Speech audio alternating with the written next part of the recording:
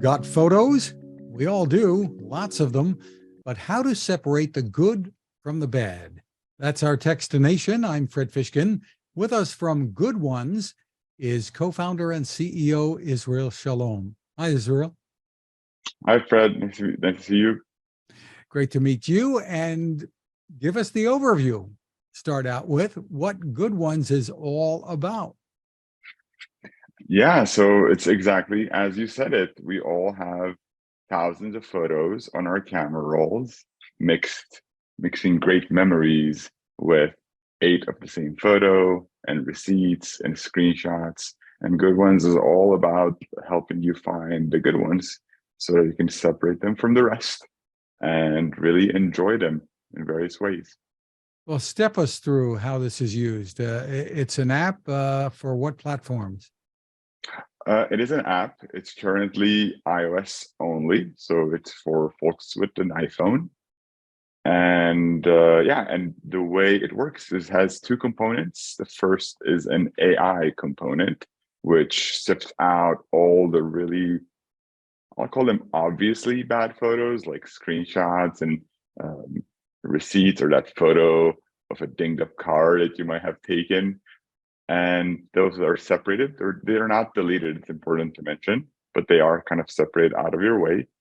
And then from the rest, we help you go through them. Whenever you take 8 of the same photo, we sort of suggest which one might be the best. And from there, it's really easy. It's swipe right, swipe left, and a really fun and engaging, and some of our users call it addicting experience to sift out the best from the rest. So how does the app figure out which ones are good, which are keepers? Yeah, so that's kind of our secret sauce. We take a lot of factors into considerations, the presence of different items. For instance, if we notice that you're like a lot of outdoors photos, we might suggest those. Presence of faces is also something that's always important.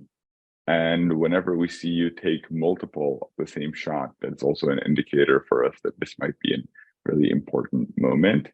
And then all other things like blurry photos and just many factors. So how did this come about, Israel? Yeah, so my background is I worked at Google and Dropbox. I worked in cloud storage specifically.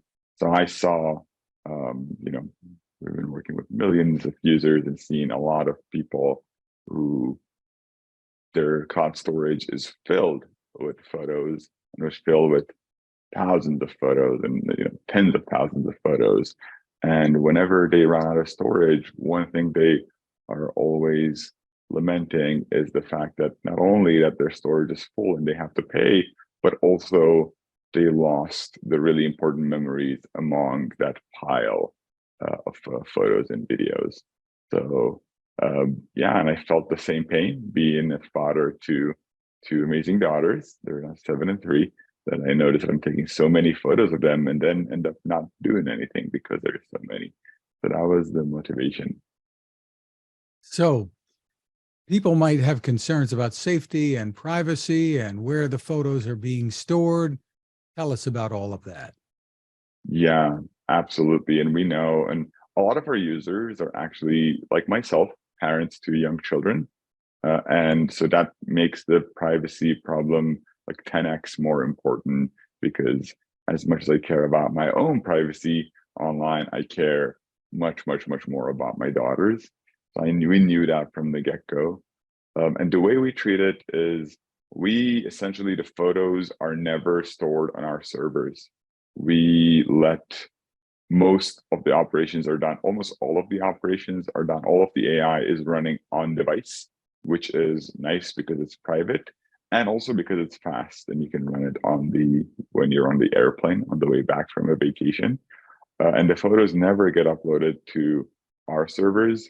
They get uploaded only to Apple's and Google's servers, and as part of an iCloud usage or other part of Google Photos usage. And those are all optional. So if you get to stay where you already are. If you're an iCloud user, then all of the organization that we're doing is done on top of iCloud. If you're a Google Photos user, it's done on top of Google Photos. and we are not a storage destination. So you're providing a way for people perhaps to see which are the best shots and maybe save some of that local storage. Exactly. So a lot of people do use it for saving local storage. They will, kind of swipe right, swipe left, and those that they deemed as the rest or the trash, they will end up deleting. So it also helps them save a little bit on the storage costs. Interesting. So how does this work financially? Does it cost money for the app? Tell us, and if not, how are you in business? Great question. So currently we've just come out of beta. We just went to the App Store less than a month ago. So we are just getting started, and currently our goal is to get as much feedback as possible. So we're still, I would call it, we're in live beta. We're in public beta now before we're in private beta. And our goal right now is to get as many users as possible, to get as much feedback as possible, to iterate and build the best possible product. Down the line, we are planning to have a subscription fee, and we have not finalized what that exactly will include and when it will trigger, what will be the free tier. We have not spent time figuring that out yet, because our main concern is to build the best possible product out there. Terrific. So it's free for now on iOS. What are plans to bring it to other platforms? Yeah, this is a great question.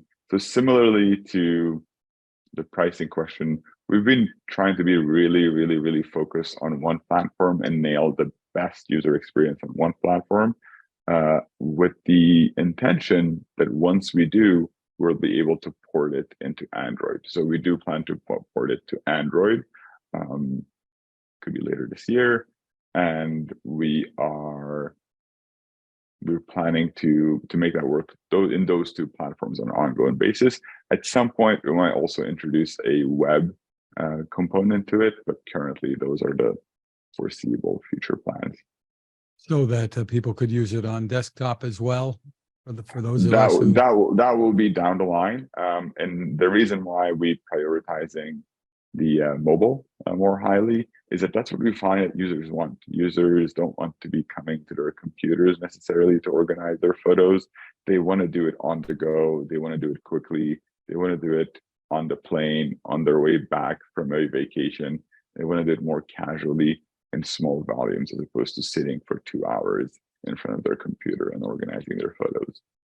From a usage perspective, if someone is using the GoodOnes app, would they be then going to that app to view and share photos as opposed to using Apple or Google?